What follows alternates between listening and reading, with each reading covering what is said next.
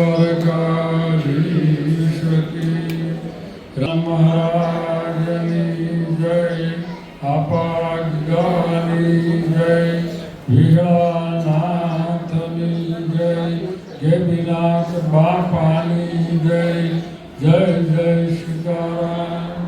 ઓમ નમઃ પાર્વતી પતિ હર હર મહાદેવ. આજે રામદેવજી મહારાજની 52 જ્યોતનો પાઠ આપણા ભાવનગર જિલ્લા પૂરતી મને ખબર છે કે 52 જ્યોતનો પાઠ આપણે જ કરવી છે. એનો અર્થ એમ નથી કે આપણી સિવા બીજા ન કરીશું.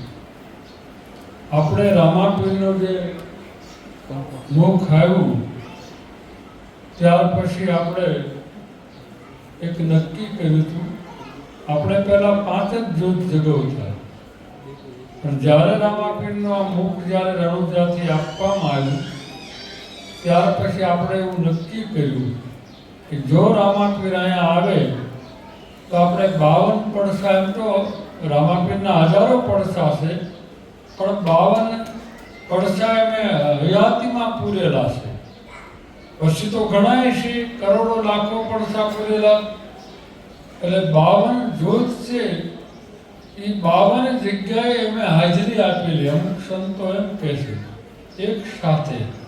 એટલે 52 જ્યોતની જ્યારે રામાપીરનો પાઠ પૂરવી ત્યારે 52 વીર પણ હાજર હોય, 52 શક્તિપીઠ હાજર હોય, અને 52 રામદેવ પીરના જે પડસા છે, જે ઈશ્વરી શક્તિની લીલા એ પણ હાજર હોય. ત્યારે એની એક મર્યાદા હોય છે. મર્યાદા એ હોય છે કે આ પાઠ છે ને એનો અનુભૂતિ ક્યારે થાય?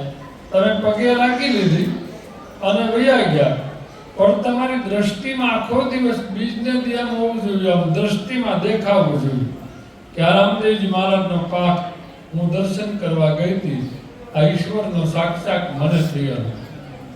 આ અનુભૂતિ કરવાથી અને વિચારવાથી થાય. એવો આ 12 બીજના ધણીનો જે પાઠ છે, અમે તો અહીંયા બેઠા છીએ, એવું નહીં કે દાન બાપુની જગ્યામાં ગમે ને બેસી શકવી, જ્યોતની સામે બેહવું એમને ગમે ને, પાઠ તો આ રાઉન્ડમાં જ છે, પણ તેમ રહે એમની પૂજા છે, એમને પગે લાગવું અને એમનું આશીર્વાદ લેવા. આપણે કહીએ કે આ કાંડું બાંધવાનું શું ફરજ છે? આજે જ મને પૂછ્યું.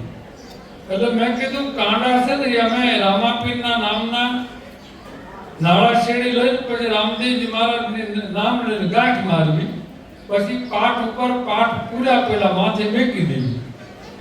પાઠ પ્રગટ થાય એટલે એ બધા કાંડા લઈ લેવી, અને પછી બધાને જે બાંધવામાં આવે ને, વિશ્વાસ હોય ને તો તમારો રોગ ઉભ્યો જાય. વિશ્વાસ હોય ને તો ધંધો રાગે ન પડતો પણ ઈ પડી જાય, અને વિશ્વાસ હોય તો તમારા મનને શાંતિ મળી જાય, અને વિશ્વાસ હોય તમારો સંકલ્પ કરેલો સાકાર થાય. એક કુંતામાં એ સામાન્ય હાડીના તાર બાંધી દીધા અને અભિમાન્યુનું રક્ષણ ઠેઠ લગી થયું. એ તારને તોડવો પડી રાખડી, ત્યારે મૃત્યુ થયું. એમ જ્યારે કાંડું છે ને, મનમાં આપણને એમ થાય કે નાળા શેડી છે, પણ એ નાળા શેડી નથી, 52 બીજના ધણીના આશીર્વાદ છે. નાળા શેડી તો હતી ત્યારે હતી. આપણા ઘરે શેરો કરવી, કોઈ મહેમાન આવે, કોઈએ બજારમાં જઈને એમ કીધું લ્યો પ્રસાદી, અમારા ઘરે સગનભાઈ પ્રસાદી લ્યો, સગનભાઈને પ્રસાદી લ્યો. અને સત્યનારાયણ દાદાની હોય તો લ્યો પ્રસાદી, ઠાકરની હોય, માતાજીની કોઈ પણ, એને પ્રસાદી કહેવાય. એમ જ્યારે જ્યોત ઉપર નાળા શેડી નથી રહેતી, પછી રામદેવજી મહારાજનું કવચ છે. અને કવચ છે એ કોઈ તાંત્રિક વિજ્ઞાન નથી, કોઈ મેલી વિજ્ઞાન નથી, કોઈ પણ વસ્તુ નથી. પાઠ ઉપર મેકેલા એ દોરો છે. મને પૂછવું એટલે જવાબ આપ્યો કે બાપુ આ દોરો બાંધવાથી શું થાય? એક બેન કે હું માદડી નાખીને પહેરીને, મેં કીધું તો તારી જેવું કોઈ નહીં. સમજ્યા? તો કેટલા વર્ષ ટકે તો ખરો, આ તો ક્યારેક ગહેણ તૂટી જાય. એટલે રામદેવજી મહારાજની નાળા શેરી બાંધવાથી તમે રામદેવજી મહારાજના બંધનમાં નથી આવ્યા, પણ તમે એને બાંધી દીધા કે બાપ તારી પર ભરોસે મારું આ કામ થઈ જવું જોઈએ. પછી ભલે ધીમું મોડું થાય. એટલે એમ 52 જ્યોતનો દર્શનનું માધ્યમ છે. કોઈ મને પૂછે કે ભાઈ આમાં બાપુ દિવેલ અમારે મેઘપુર ચડાવવું તો ચડાવી શકાય, દૂધ ચડાવી શકાય, શ્રીફળ વધેરી શકાય, હાકર ધરાવી શકાય, કોઈ પણ વસ્તુ 52 પાઠ જે કર્યો છે જોત એ 52 બીજનો ધણી, હું તમને કહું 12 બીજનો યાદ હાજર છે. આપણી શ્રદ્ધા હોય તો એની પ્રસાદી 2 છે. પહેલી પ્રસાદી રણુજામાં આપણે ખીર ધરવી, રણુજામાં મણિદો કરે એટલે સુરમાના લાડવા, રામદેવજી મહારાજને વાલા સુરમાના લાડવા, પછી ખીર આવી. એટલે કોઈ પણ રામાયણનું કાંઈ એવું બહુ માનતા હોય તો એને સ્પેશિયલ લાડવા વાળે સુરમાના, તળી બળીના નહીં. હા, સુરમાના લાડવા નહીં, ખીર 2 રામાપીરને વાલી. તો આપણે અહીંયા ઈ જ પ્રોગ્રામ રાખ્યો કે રામદેવજી મહારાજનો